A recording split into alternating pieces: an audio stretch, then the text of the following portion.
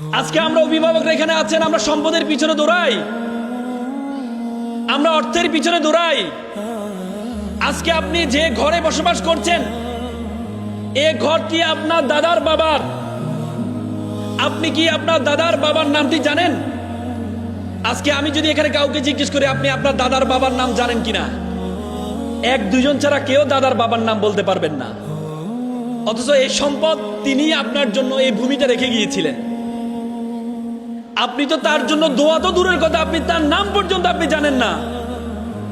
আর আপনি আজকে যে সম্পদ রেখে যাচ্ছেন আপনার সন্তানের জন্য, 200 বছর পর এই সম্পদ কে ভোগ করবে? যে ভোগ করবে সে আপনার জন্য দোয়া তো দূরের কথা, আপনার নামটিও পর্যন্ত স্মরণ করবে না। এজন্য আমরা অর্থের পিছনে না দৌড়িয়ে আমরা মানুষের কল্যাণের জন্য, সমাজের জন্য আজকে যে ফাউন্ডেশন যারা তৈরি করেছেন, জাহাঙ্গীর ভাই, নাসির ভাইরা যে ফাউন্ডেশন তৈরি করেছেন, এই ফাউন্ডেশন তৈরির পিছনে ওনাদের উদ্দেশ্যটা কি? ওনারা কিসের এত কষ্ট করে, এত টাকা নষ্ট করে, এত টাকা খরচ করে আপনাদের জন্য এই আয়োজনটা করেছে? একবার একটা স্কুল শিক্ষক প্রত্যেকটা শিক্ষার্থীকে বললো, তোমরা প্রত্যেকটা শিক্ষার্থী একটা করে বেলুন হাতে নাও। প্রত্যেকে একটা বেলুন হাতে নিল, বললো যে প্রত্যেকটা বেলুনে তোমার নামটা লিখো। প্রত্যেকে তার বেলুনে তার নামটা লিখলো। শিক্ষক বললো এবার বেলুনটা তুমি ছেড়ে দাও। প্রত্যেকে তার বেলুনটা ছেড়ে দিল। কিছুক্ষণ পর শিক্ষক বললো তোমার যে বেলুনটি আছে সেই বেলুনটা তুমি তোমার হাতে নাও। দেখা গিয়েছে আধা ঘন্টা সবার বেলুন খুঁজেছে, কেউ তার বেলুনটা খুঁজে পায় নাই। শিক্ষক বললো এক কাজ করো, তোমার সামনে যে বেলুনটা আছে এই বেলুনটা তুমি হাতে নাও, যার নাম লেখা আছে তুমি তাকে বেলুনটা দিয়ে দাও। দেখা গেল মাত্র 5 মিনিটের মাথায় প্রত্যেকটা ব্যক্তি তার বেলুনটা খুঁজে পেল। শিক্ষক বলে এখান থেকে শিক্ষা কি? শিক্ষক বলে এখান থেকে শিক্ষা হচ্ছে, তুমি যদি নিজে সুখী হতে চাও তাহলে তুমি কখনো সুখী হতে পারবা না। তুমি যদি অন্যকে সুখী করতে চাও তাহলে তুমিও সুখী হবা, অন্যকেও সুখী করা সম্ভব। আজকে ওমর ফাউন্ডেশন তারা তৈরি করেছে, তারা আপনাদেরকে সুখী করার জন্য এই আয়োজনটা করেছে। আপনাদেরকে সুখী করার মাধ্যমে নিজেরা সুখী হওয়ার যে একটা প্রয়াস, আমরা একটা করতালির মাধ্যমে তাদেরকে অভিবাদন জানাই। তোমরা যারা এখানে শিক্ষার্থী আছো, আজকে যে সংবর্ধনা আয়োজন করেছে, আজকে কিন্তু শহীদ ওমরের জন্য অন্য কিছু আয়োজন। আমরা একসময় দেখতাম কনসার্ট আয়োজন করা হতো, শহীদের জন্য কনসার্ট, শহীদের জন্য নাচ আয়োজন করা হতো। কিন্তু আজকে শিক্ষার্থী তোমাদের জন্য যে সংবর্ধনা আয়োজন করেছে, আমরা দেখতে পাই আমাদের দেশে যারা বেশি গাইতে জানে তাদের জন্য খুদে গন্ধরাজ আয়োজন করা হয়, যারা নাচতে জানে তাদের জন্য বাংলা ডান্স আয়োজন করা হয়। কিন্তু যারা মেধাবী তাদের জন্য কোনো ধরনের, তাদেরকে এনকারেজ করার জন্য কোনো উদ্যোগ আমরা দেখি না। চাইনিজ একটা কথা বলে থাকেন, তুমি যদি 1 বছরে ফলাফল চাও তাহলে তুমি মাছ চাষ করো, তুমি যদি 10 বছরের ফলাফল চাও তাহলে তুমি গাছ রোপণ করো, আর তুমি যদি 100 বছরের ফলাফল চাও তাহলে তুমি মানুষ চাষ করো। আজকে মানুষ চাষ করার জন্য ফাউন্ডেশন যে চমৎকার আয়োজন করেছে, আমরা আরেকটি করতালির মাধ্যমে তাদেরকে অভিবাদন জানাই। প্রিয় শিক্ষার্থী ভাই বোনেরা, তোমাদের জীবনটা মাত্র শুরু হয়েছে। You must mind it, this is a beginning. You must mind it, this is a beginning. This is the very, very beginning of your journey. তোমাদের জীবনটা মাত্র শুরু হয়েছে। তোমরা যদি মনে করো এই যে বোয়ালখালী উপজেলাতে তুমি কম্পিটিশন করবা, তাহলে তুমি ভুল করবা। পৃথিবীতে একটা বিশ্ব গ্রামে পরিণত হয়েছে। You have to compete not only in Boalkhali উপজেলা, you have to compete all over the country. You have to compete all over the world. You have to truly think you are global citizen. You have to think beyond Bangladeshi border. তোমাকে বাংলাদেশি বর্ডারের বাইরে চিন্তা করতে হবে। তোমাকে বাংলাদেশি বর্ডারের বাইরে চিন্তা করতে হবে। সে চিন্তা করার আগে প্রথমে তুমি তোমার সম্বন্ধে জানতে হবে তুমি কে।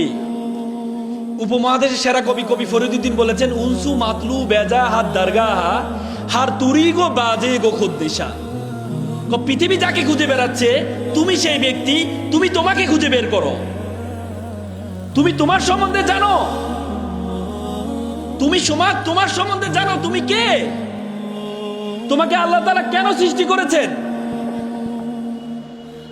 আজকে আমরা দেখতে পাই আমাদের সমাজে সুইসাইডের অ্যাটেম্প বেশি হয়, অল্পতেই আমরা আত্মহত্যা করি, মনে করি যে আমাদের এই জীবনটা অনর্থক সৃষ্টি করেছেন, কিন্তু আল্লাহ তাআলা আমাদেরকে অনর্থক সৃষ্টি করেননি। আল্লাহ তাআলা কোরআনে বলেছেন ওয়ামা খালাকনাস সামা ওয়াল আরদা, আমি আসমান এবং জমিনে যা কিছু সৃষ্টি করেছি ওয়ামা বাইনাহুমা বাতিলান, কোনো কিছু আমি অনর্থক সৃষ্টি করিনি, আমি কোনো কিছু অনর্থক সৃষ্টি করিনি, আমি তোমাকে অনর্থক সৃষ্টি করিনি। আমরা আমার সম্বন্ধে ধারণা নেই, আমরা আমার সম্বন্ধে ধারণা নেই। তোমরা জানো একটা ইলিশ মাছ একসাথে 10 থেকে 15 লক্ষ ডিম দেয়। প্রত্যেকটা ডিম ইলিশে পরিণত হয় বলে মানুষের চেয়ে ইলিশের সংখ্যা বেশি। আর বিজ্ঞান বলে আমরা যে শুক্রাণু থেকে হয়েছি প্রায় 40 কোটি শুক্রাণু, তার মধ্যে আমাদের মায়ের ডিম্বাণুতে গিয়ে কম্পিটিশন করে প্রতিযোগিতা অংশগ্রহণ করে তুমি আমি প্রথমে গিয়ে যে প্রতিযোগিতা ফার্স্ট হয়েছি সে আমি তুমি জন্মগ্রহণ করেছি। মানে this is the very beginning stage of your life, you are a winner. তুমি বিজেতা ছিলে, জীবনের শুরুতে তুমি বিজেতা ছিলে, তুমি উইনার ছিলে তোমার জীবনের শুরুতে। এপিজে আব্দুল কালামের নাম শুনেছি আমরা, মিসাইল ম্যান বলা হয়। তিনি প্রতিদিন ঘুম থেকে উঠে সকালে 5টি বাক্য বলতেন।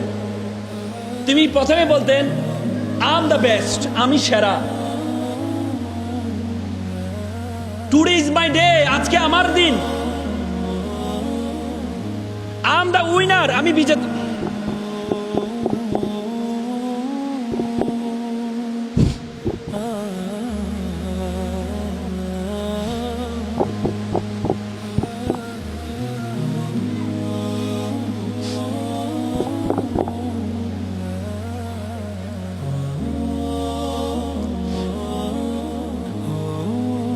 তিনি বলতেন আই এম দ্য বেস্ট, আমি সেরা। দ্বিতীয় বাক্য যেটি বলতেন টুডে ইজ মাই ডে, আজকে আমার দিন। আই এম দ্য উইনার, আমি বিজেতা। গড ইজ উইথ মি, সৃষ্টিকর্তা আমার সাথে আছেন। তুমি তোমাকে বলতে হবে তুমি সেরা। হার্ভার্ড ইউনিভার্সিটির টিচার নিকোলাস তিনি বলেছেন ইউ বিকাম ইউর কনভারসেশন, তুমি সেটি যেটি তুমি বলো। বলা হয় থাকে ব্রেন হচ্ছে আমাদের সবচেয়ে বাধ্যগত সার্ভেন্ট। তুমি যদি ব্রেনকে বলো আমি সেরা, তোমার ব্রেন বলবে ইয়েস স্যার আপনি সেরা।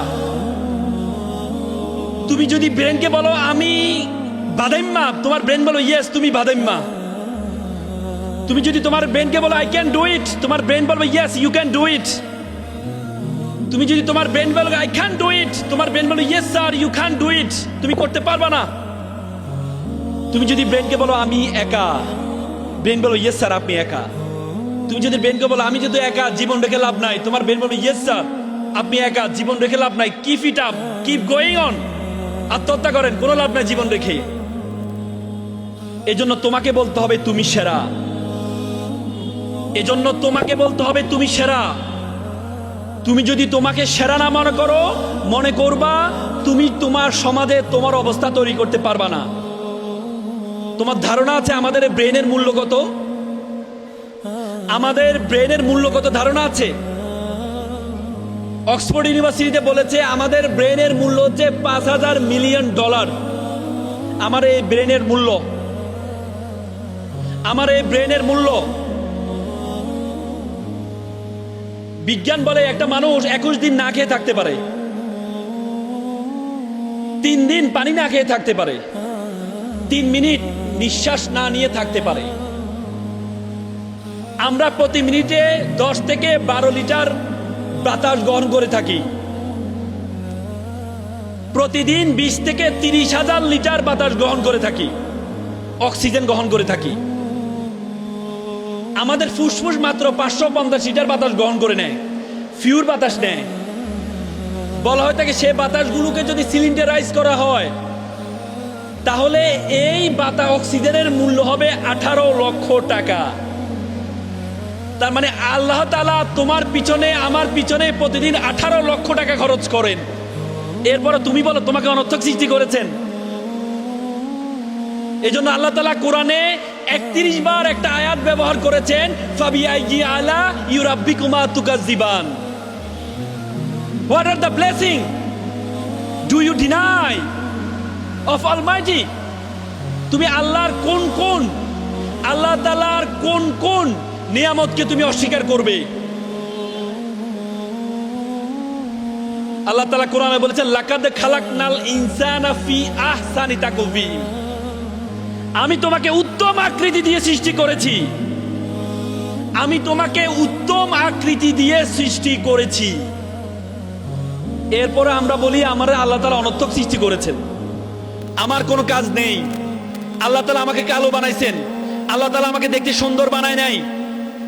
আমরা আমাদের আল্লাহ তাআলা প্রত্যেকটা মানুষকে কিছু স্ট্রেংথ এবং কিছু উইকনেস দিয়ে সৃষ্টি করেছেন। তোমরা মিস্টার বিনের নাম শুনেছো। মিস্টার বিন মুখে জড়তা ছিল, কথা বলতে পারতো না ভালো করে। সে অক্সফোর্ডে ভর্তি হয়। অক্সফোর্ডে ভর্তি হওয়ার পর তার খুব স্বপ্ন সে নাটিকা করবে। তো থিয়েটারে ভর্তি হয়। থিয়েটারে ভর্তি হওয়ার পরে থিয়েটার তাকে একটা ডায়লগ দেয়, সে ডায়লগ বলতে পারে না। পরে থিয়েটার তাকে বের করে দেয়, তুমি ডায়লগ দিতে পারো না, তুমি আবার কি অভিনয় করবা? মিস্টার বিন এখান থেকে বের হয়ে মিস্টার বিন চিন্তা করেছে, আমি এমন একটা অভিনয় আবিষ্কার করব যে অভিনয় কোনো ডায়লগ দিতে হবে না। মিস্টার বিন 3 বছরের মাথায় মুখ অভিনয় আবিষ্কার করলো। এমন বেশি নন্দিত হয়েছে, 3 বছরের মাথায় অক্সফোর্ড থিয়েটার তাকে নিয়ে পুরস্কৃত করেছে। তো সুতরাং আল্লাহ তাআলা তোমাকে একটা স্ট্রেংথ দিয়েছে, তৈরি করেছে। আবার আল্লাহ তাআলা তোমার মধ্যে কিছু উইকনেস দিয়েছে, তুমি সেই উইকনেস কে এমফাসাইজ বেশি করো। আমরা মানুষ হিসেবে একটু নেগেটিভ।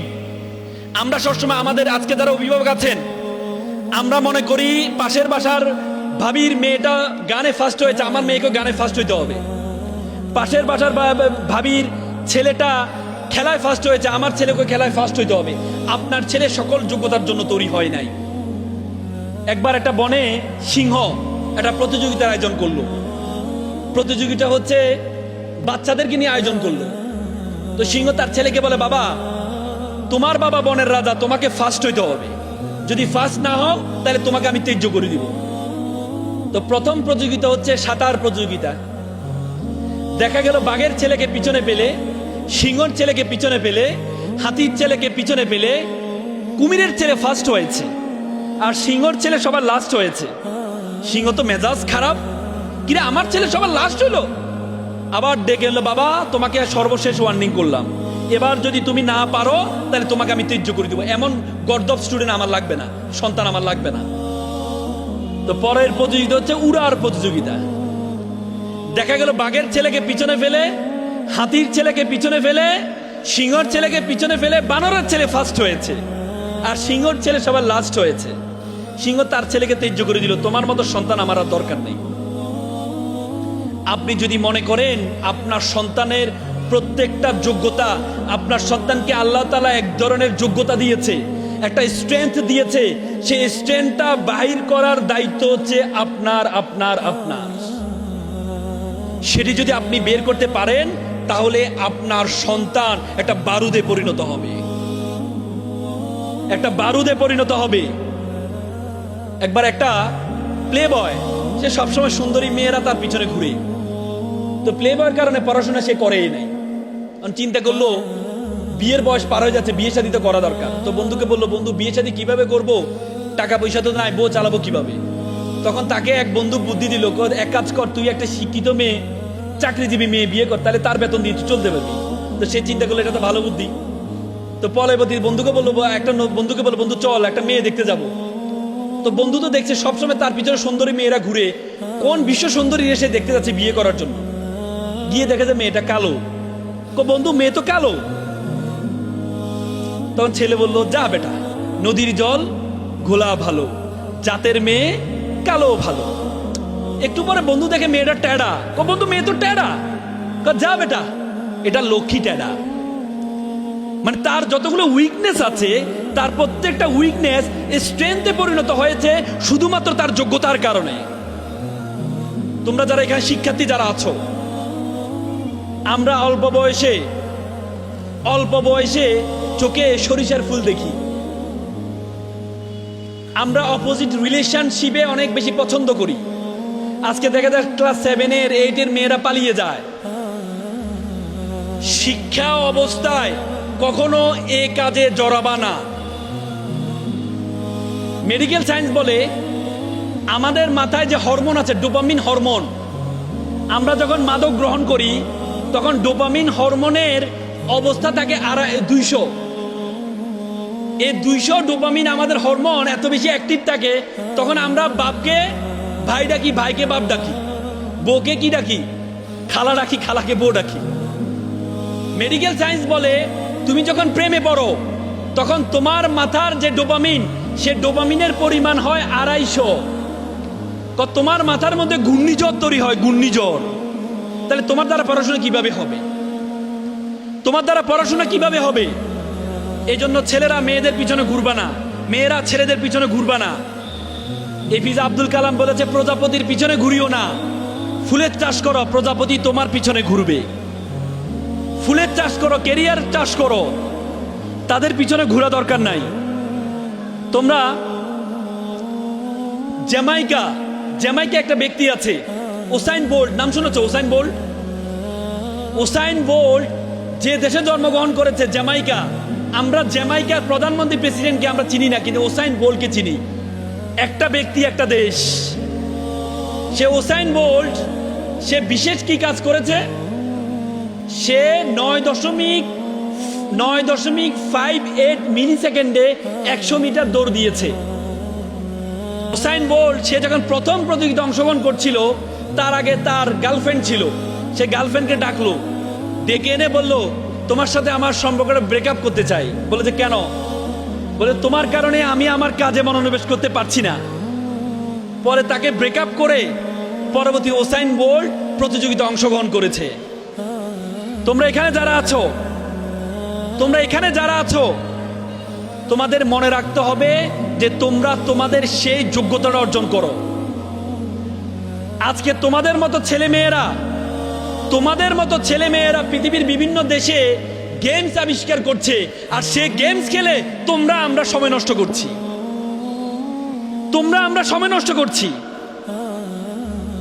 আমরা সময় কিভাবে নষ্ট করি? আজকে এখানে যারা অভিভাবকরা আছেন, আমাদের সন্তানদের জন্য আমাদের কিছু দায়িত্ব কর্তব্য আছে। শিশুরা বেশি বুঝবে না, আমি অভিভাবকদেরকে একটু বলি। আপনি আপনার সন্তানকে কখনো না শব্দটা বলবেন না। আপনার সন্তানকে কেন শব্দটা বলবেন না? বলে যে ভাই এটা কি বললেন আপনি? আমি বললাম, কোট এন্ড আনকোট করে বললাম, আপনি আপনার সন্তানকে না এবং কেন এই দুইটা শব্দ বলবেন না। আপনি যদি সন্তানকে বলে বাবা বৃষ্টিতে ভিজো না, বাবা আইসক্রিম খেও না, এরপরে যখন আপনি যদি বাবা পড়াশোনা করো, কারণ সে তো শুনছেন না, সে বলছেন, সেও তখনও বলেন না, বাবা লেখো, সে বলে না। আপনি তাকে বলবেন বাবা আইসক্রিম খাও, খেলে তোমার ঠান্ডা লাগবে, বাবা বৃষ্টিতে ভিজলে তুমি অসুস্থ হবা। সে যখন আইসক্রিম খাবে, যখন ঠান্ডা লাগবে, তখন এবার সেই বুঝবে মা তো ঠিক বলেছিল, মার কথা তো আমি বুঝি নাই, তাহলে আর করা যাবে না। আপনি যখন বলেন বাবা অমুক গাছের আম কেন পেরেছ, আপনি যখন তাকে কেন দিয়ে প্রশ্ন করলেন, তখন সে আপনার চোখ দেখে সে একটা ডিফেন্স নেয়, মিথ্যার আশ্রয় নেয়, মা আমি তো পারি না, রফিক পেরেছে। আপনি যদি বলেন বাবা অন্যের গাছের আম কাউকে জিজ্ঞেস করা ছাড়া পারা ঠিক না, তখন সে বলে যে ঠিক আছে মা আমি আর পারবো না। আপনি যখন বাবা এখানে এঁকেছো কেন, দেয়ালে এঁকেছো কেন, সে তখন একদমই বলবে আমি এঁকেছি, আমার ভালো লেগেছে। আপনি তখন তাকে বললেন যে বাবা তুমি কি আঁকবা, আঁকলে খাতায় আঁকো, তুমি যদি খাতায় আঁকো তাহলে আমি এটাকে নিয়ে তোমার স্কুলে তোমার ম্যাডামদেরকে দেখাইতে পারবো, দেখো আমার মেয়ে কত সুন্দর এঁকেছে। তুমি দেয়ালে আঁকলে তো আমি দেয়ালটা নিতে পারবো না। এই জন্য আপনি আপনার সন্তানকে কেন এবং না ব্যবহার করবেন না। আপনি আপনার সন্তানকে মনে করবেন কিসের মতো জানেন? পায়রা চিনেন? পায়রা পায়রা পায়রা দেখবেন, পায়রা সারাদিন খেয়ে শক্ত খাবার খেয়ে নরম করে এখানে রেখে দেয়, এখানে রেখে তারপর নরম খাবারটা তার সন্তানের মুখে আস্তে আস্তে করে একটু একটু করে দেয়। আপনি আপনার সন্তানকে কঠিন জিনিসগুলো নরম করে তারপরে সন্তানকে আস্তে আস্তে করে শিখাবেন, পায়রার মতো শিখাবেন আপনি। আমরা সন্তানকে নিজের মতো মনে করি।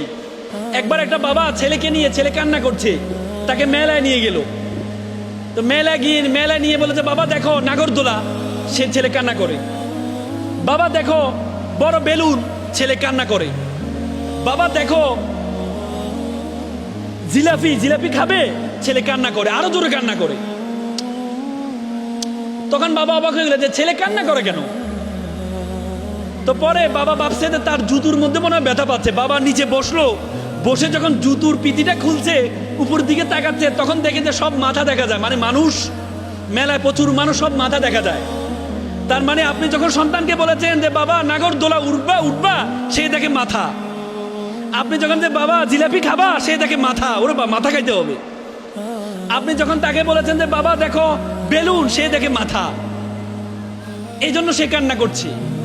এই জন্য আপনি সন্তানকে বোঝার জন্য সন্তানের মতো করে ছোট হয়ে যেতে হবে, সন্তানের মতো করে ছোট হয়ে যেতে হবে, সন্তানের মতো করে চিন্তা করতে হবে।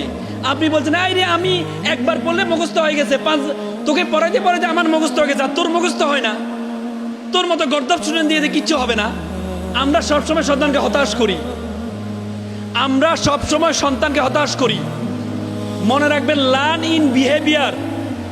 সন্তান আপনাকে আমাকে দেখে শিখে, সন্তান আপনাকে আমাকে দেখে শিখে। আজকে আমাদের দেশে বৃদ্ধাশ্রম বেড়ে যাচ্ছে কেন জানেন? সন্তান আমাদের থেকে শিখেছে। একবার একটা ইঞ্জিনিয়ার ছেলে, আমেরিকার ইঞ্জিনিয়ার হয়েছে। তার মা তাকে কল করেছে যে বাবা তোমার বাবা মারা গিয়েছে, তোমাকে আসতে হবে। ছেলে বলে ঠিক আছে মা, আমি আসবো। ছেলে কিছুক্ষণ পরে তার খালাকে ফোন দিয়ে বলে যে মাকে বলো আমি আসতে পারবো না, আমার একটা প্রমোশন আছে, আমি যদি এখন যাই আমার প্রমোশনটা আটকে যাবে, আমি টাকা পয়সা পাঠাচ্ছি, মাকে বলো সকল ব্যবস্থা করতে। তখন মা তাকে কল দিয়ে বলে যে বাবা এজন্য যে তোমাকে আমি মানুষ করেছিলাম, যে তোমার বাবা মারা গিয়েছে, তুমি আসবে না। তখন ছেলে বলল মা আবেগে একটু কম হও। আমি যখন ক্লাস 4 ছিলাম তখন আমার দাদা মারা গিয়েছিল, দাদার লাশের পাশে আমি কান্না করছিলাম। তুমি আমাকে জোর করে স্কুলে দিয়ে আসছিলে, তুমি আমাকে বলেছিলে যে যিনি মারা যাওয়ার তিনি মারা যাবে, ক্যারিয়ারের সাথে কোনো কম্প্রোমাইজ করা যাবে না। আমার মাথায় সেট হয়ে আছে যে যিনি মারা যাবার তিনি মারা যাবে, ক্যারিয়ারের সাথে কোনো কম্প্রোমাইজ করা যাবে না। আজকে অভিভাবকরা আমরা মনে করি পরিবার মানে আমি, আমার ওয়াইফ আর আমার সন্তান মানে পরিবার। আমার মা বাবা পরিবারের অংশ নয়। সন্তান যখন বড় হয় সেও মনে করে সে তার স্ত্রী এবং সন্তানই পরিবার। আপনি আপনার ওয়াইফ পরিবারের অংশ নয়। এজন্য তারা আপনাকে বৃদ্ধাশ্রমে রেখে আসে। এজন্য 3 পরিবার 3 জেনারেশনকে একসাথে রাখার চেষ্টা করেন। This is very alarming for our society. আমাদের সমাজে বৃদ্ধাশ্রম বেড়ে যাওয়ার মূল কারণ 3টা প্রজন্ম। মনে রাখবেন, যেখানে 3টা প্রজন্ম থাকবে, 3টা প্রজন্মের মধ্যে দাদা দাদি, মা বাবা, সন্তান সন্ততি, এই 3টা প্রজন্ম যদি এক পরিবারে থাকে, এই পরিবারটা ফুলের বাগানে পরিণত হয়, ফুলের বাগানে পরিণত হয়। আর যদি মা বাবা থাকে এক জায়গায়, দাদা দাদি থাকে আরেক জায়গায়, সন্তান থাকে এক জায়গায়, তাহলে এই পরিবার আর পরিবার থাকে না, এই পরিবার আর জাহেলিয়াত হয়ে যায়, পরিবার থাকে না। এই জন্য এখানে যারা অভিভাবক আছেন, আপনি আপনার সন্তানকে সেভাবে শিখাবেন, সন্তান আপনাকে দেখে শিখবে। তোমরা যারা এখানে শিক্ষার্থীরা আছো, তোমার মা বাবা তোমাদের জন্য অনেক কষ্ট করেছে, তোমার মা বাবা তোমার জন্য অনেক কষ্ট করেছে। মেডিকেল সায়েন্স বলে একটা মানুষ সর্বোচ্চ ব্যথা সহ্য করতে পারে 45 ইউনিট। 45 ইউনিট, তার চেয়ে বেশি হলে সে হয়তো বেহুশ হয়ে যায়, না হলে মারা যায়। আর একটা মা যখন সন্তান প্রসব করে তার ব্যথার ইউনিট হচ্ছে 55। বলে যে 30টা হাড় একসাথে ভাঙলে যেমন ব্যথা পায় তার চেয়ে বেশি ব্যথা পায় মা। সে মাকে তোমরা বৃদ্ধাশ্রমে রেখে আসো। যে বাবাকে বলে মোমবাতির মতো, নিজে জ্বলে পুরো পরিবারকে আলোকিত করে। বাবা সূর্য দুটিয়ে তাপ দেয়, আমাদেরকে তাপ দেয়। কিন্তু বাবা এবং সূর্য যদি তোমার জীবন থেকে চলে যায়, সূর্য না থাকলে যেমন আমরা অন্ধকার হয়ে যায়, আজকে অন্ধকার হয়ে গিয়েছি, তেমনি বাবা যদি তোমার জীবনে না থাকে তোমার জীবনটা তেমনি অন্ধকার হয়ে যাবে। এজন্য বাবা, আমি তোমাদেরকে একটা কথা বলে রাখি, শুনে রাখো, মা বাবার দোয়া এবং ব্যর্থতা দুটি সমান্তরাল চলতে পারে না, পারে না, পারে না। তোমরা মা বাবার, আজকে মা বাবা তোমাদের স্বাধীনতা খর্ব করে, তোমাদের খারাপ লাগে। একটা ছেলে একটা বাবা ঘুড়ি উড়াচ্ছিল। ছেলে বলেছে, বাবা ঘুড়িটা কিসের কারণে উঠছে? তো বাবা বললো, ঘুড়িটা উঠছে সুতার কারণে। ছেলে বলল, বাবা আমি দেখছি সুতা ঘুড়িকে টানছে, আর তুমি বলো সুতার কারণে উঠছে। বাবা ছেলেকে বোঝার জন্য সুতাটা ছিঁড়ে দিয়েছিল। দেখা গেল কিছুক্ষণ ঘুড়িটা লাফঝাপ করে এরপরে নিচে পড়ে যায়। বাবা বললো, দেখো তোমার কাছে অনেক সময় মনে হয় আমাদের টানটা তোমার স্বাধীনতা খর্ব, কিন্তু আমাদের এই টান যদি না থাকে তোমার জীবনের ঘুড়িও উড়বে না, উড়বে না, উড়বে না। আজকে অভিভাবকরা এখানে আছেন, আপনাদেরকে একটা কোট এন্ড আনকোট করে একটা কথা বলি। আপনি আপনার সন্তানের জন্য যতটুকু সামর্থ্য আছে তার অর্ধেক খরচ করবেন। আপনি আপনার সন্তানের জন্য যতটুকু সময় বরাদ্দ দিয়েছেন তার ডাবল সময় সন্তানকে দিবেন। আমি আবারও বলছি, আপনি আপনার সন্তানের জন্য যতটুকু অর্থ বরাদ্দ করেছেন তার অর্ধেক খরচ করবেন। আপনি আপনার সন্তানের জন্য যতটুকু সময় বরাদ্দ করেছেন তার ডাবল সময় সন্তানকে দিবেন। তাহলে আপনার সন্তান পথভ্রষ্ট হবে না, কখনো পথভ্রষ্ট হবে না। আমরা সন্তানের ব্যথা পেলে কষ্ট পাই। আপনারা জিরাফ দেখছেন, জিরাফ দেখবেন, ডিসকভারি চ্যানেলে দেখবেন, জিরাফ যখন সন্তান প্রসব করে তখন তার সন্তানকে একটা লাথি মারে। লাথি মারার পর সন্তানটা অনেক দূরে গিয়ে পড়ে। এরপরে জিরাফ গিয়ে আবারও সন্তানের কাছে যায়, আবার গিয়ে একটা লাথি মারে, আবার গিয়ে একটু দূরে গিয়ে পড়ে। এরপরে মা জিরাফ যখন আবার সন্তানের কাছে যেতে চায়, সন্তান ভাবে মা এসে আবার লাথি মারবে, সন্তান দিয়ে দৌড়। আচ্ছা বলুন তো কেন লাথিটা মারে? অনেক নিষ্ঠুর না, লাথিটা এই জন্যই মারে, জিরাফ জানে জিরাফের কোনো শিং নেই, এ বনে অনেক হিংস্র প্রাণী আছে, এই হিংস্র প্রাণীটা তার বাচ্চাকে খেয়ে ফেলবে। এজন্য জিরাফ তার বাচ্চাকে লাথি মেরে দৌড় শিখায়, দৌড় শিখ, সার্ভাইভাল অফ দ্য ফিটেস্ট, বাঁচার জন্য তোকে দৌড়াইতে হবে। এজন্য সন্তানেরা আমরা এত বেশি আদর করি, স্কুলে আসার সময় ওর ব্যাগটা আমরা নিজেরা বহন করে আনি, খাবারটা নিজেরা খাওয়াই দিই না, এটা কখনো করবেন না। সন্তানের খাবার সন্তানকে নিজ হাতে খাইতে দিবেন, সন্তানের ব্যাগ সন্তানের নিজ হাতে দিবেন। আপনারা অনেকবার শুনেছেন না, বারাক ওবামা তার মেয়েকে একটা রেস্টুরেন্টে জব করতে দিয়েছেন যখন সে প্রেসিডেন্ট ছিল। কেন দিয়েছে জানেন? সন্তানকে শিখাচ্ছে, শিখ কিভাবে টাকা পয়সা ইনকাম করতে হয়, কিভাবে কষ্ট করতে হয়, শিখ। সন্তানকে কষ্ট করার সুযোগটা দিবেন, সন্তানকে কষ্ট করার সুযোগটা দিবেন।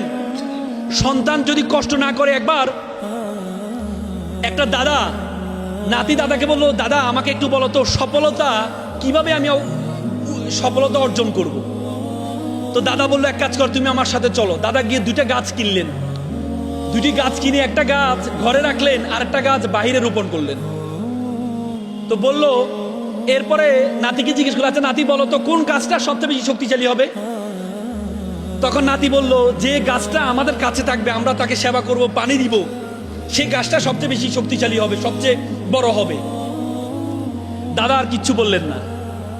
দাদা 4 মাস পর নাতি আবার আসলেন দাদার বাড়িতে, এসে দেখলো যে গাছটা, তখন 2টি গাছ দেখালেন, বলতো কোন গাছটা শক্তিশালী হয়েছে? নাতি তো অবাক, দেখা গেল যে গাছটা বাইরে অবহেলিত ছিল সে গাছটা সবচেয়ে বেশি শক্তিশালী, সবচেয়ে বেশি শিকড় গজিয়েছে। তখন নাতি দাদাকে জিজ্ঞেস করছে, আচ্ছা দাদা বলো তো কেন আমরা সবচেয়ে বেশি যত্ন করেছি যে গাছটা ঘরে ছিল তাকে, কিন্তু সবচেয়ে বেশি শক্তিশালী ও গাছটা কেন হলো? তখন দাদা বলল, ওই গাছটা কেন হয়েছে জানো? কারণ ওই গাছটা থেকে শিখেছে, তার পানির দরকার, সে শিকড় মেলে দিয়েছে পানির জন্য। সেই যখন ঝড় এসেছে, ঝড়ের সাথে সে নিজেকে খাপ খাইয়ে নিয়েছে। আর ভিতরে যে ছিল, তার কোনো কিছু চাওয়ার আগেই তাকে আমরা দিয়েছিলাম, এজন্য সে নিজেকে এক্সপ্লোর করার সুযোগ পায় নাই। আপনি আপনার সন্তানকে এক্সপ্লোর করার সুযোগটা দিবেন। সব কাজ যদি আপনিই করে দেন, তাহলে এই সন্তান দ্বারা কোনো কাজ হবে না। আমি সর্বশেষ, আজান দিয়ে ফেলছে, আমি ক্ষমা চেয়ে নিচ্ছি। আসলে আমি একজন, একটু আজানের উত্তরটা দেন। আমি সর্বশেষ আমার জীবনে সবচেয়ে বেশি দাগ কেটেছিল আমার জীবন থেকে একটি ঘটনা আমার জীবনে সবচেয়ে বেশি দাগ কেটেছে। আমি সব থেকে বলার চেষ্টা করি। আমি তখন ঢাকা বিশ্ববিদ্যালয়ের সূর্য সেন হলের ছাত্র ছিলাম। আমি যখন সূর্য সেন হলে পড়ি, আমাদের একজন মামা ছিলেন, তিনি সারা রাত ধরে নাইট ডিউটি দিতেন। সকালে একদিন দেখি পিঠা বিক্রি করছেন। তা আমি মামাকে বললাম, মামা আপনি সারা রাত ধরে নাইট ডিউটি দেন, সকালে পিঠা বিক্রি করে আপনি ঘুমান কখন? আমাকে বললো, মামা আমার জন্য একটু দোয়া করবে, আমার ছেলেটা এসএসসিতে প্লাস পেয়েছে, যদি এসএসসিতে প্লাস পায় আমার ছেলেকে আমি ঢাকা মেডিকেলে ভর্তি করাবো। তা আমি বললাম, মামা ছেলেকে ধর্মকর্ম শিখান্ত। বলছে আসলে আমার ছেলে ফিজিক্স কেমিস্ট্রি পরে সময় পায় না, এমনি আমার ছেলে ভালো ছেলে। আমি বললাম, মামা তারপরেও ছেলেকে একটু ধর্ম শিখাবেন। কিছুদিন যাওয়ার পর দেখি মামা দুপুরে ফল বিক্রি করছে। তা আমি বললাম, মামা সারা ধরে নাইট ডিউটি দেন, সকালে পিঠা বিক্রি করেন, দুপুরে ফল বিক্রি করেন, আপনি ঘুমানটা কখন? বলছে, মামা আমার ছেলেটা এসএসসিতে প্লাস পেয়েছে, আমার ছেলেরে কোচিং ভর্তি করাইতে হবে, 30-35 হাজার টাকা লাগবে, এই জন্য আমি কষ্ট করছি। আমি ছেলে মেডিকেল চান্স পেলে আমি চাকরি ছেড়ে দিব, এই চাকরি রাতে ঘুমাইতে পারেন, এই চাকরি আমি করবো না। তো পরে ওনাকে আমি রেটিনায়, ছেলেকে নিয়ে রেটিনায় ভর্তি করাই দিলাম, ছাড়ের ব্যবস্থা করে দিলাম। কিছুদিন যাওয়ার পর মামা আমার রুমে মিষ্টি নিয়ে আসলো, যে মামা আমার ছেলেটা ঢাকা মেডিকেলে চান্স পেয়েছে। কি উদ্বেলিত, কি উদ্ভাসিত, কি আনন্দিত! একটা সন্তানের আনন্দে মা বাবা এত আনন্দিত হতে পারে আমি কখনো দেখি নাই। কিছুদিন যাওয়ার পর একদিন দেখলাম মামা কান্না করছে। আমি হল থেকে বের হচ্ছিলাম রাত 12:30টায়, জিম ব্যায়াম করব মল চত্বরে, দেখি যে মামা কান্না করছে। আমি একটু অবাক হয়ে গেলাম, যে মামা আপনি কান্না করছেন? বলছে, মামা আমার জন্য আমাকে ক্ষমা করবেন। বলছে, মামা কি হয়েছে? বলছে, মামা আমাকে ক্ষমা করবেন। আমি বললাম, মামা কি হয়েছে আপনার? বলছে, মামা আমাকে ক্ষমা করবেন।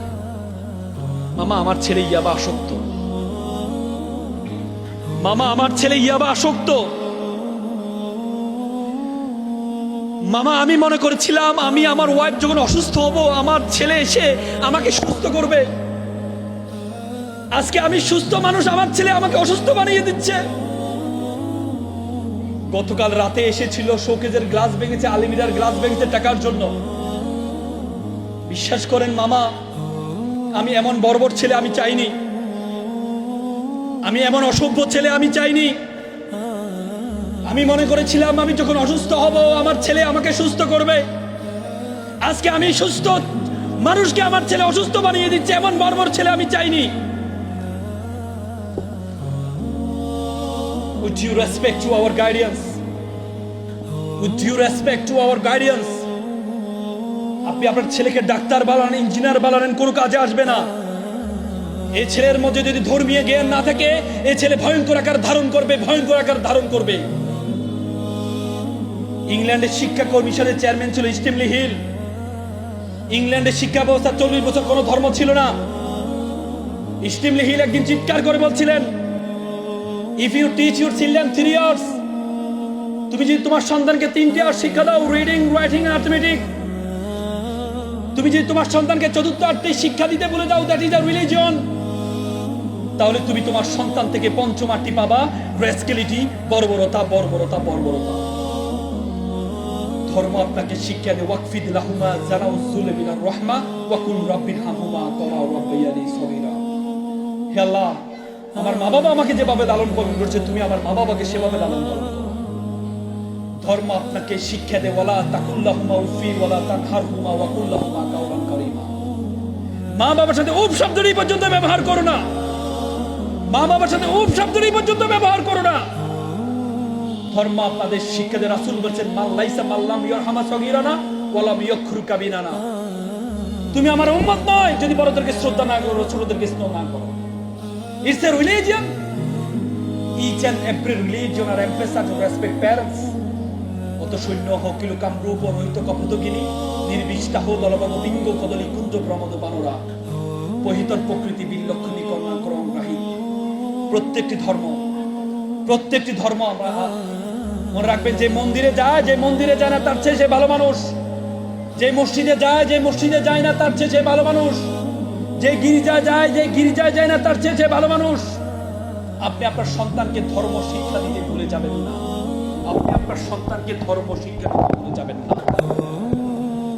আমি আর কথা বাড়াবো না।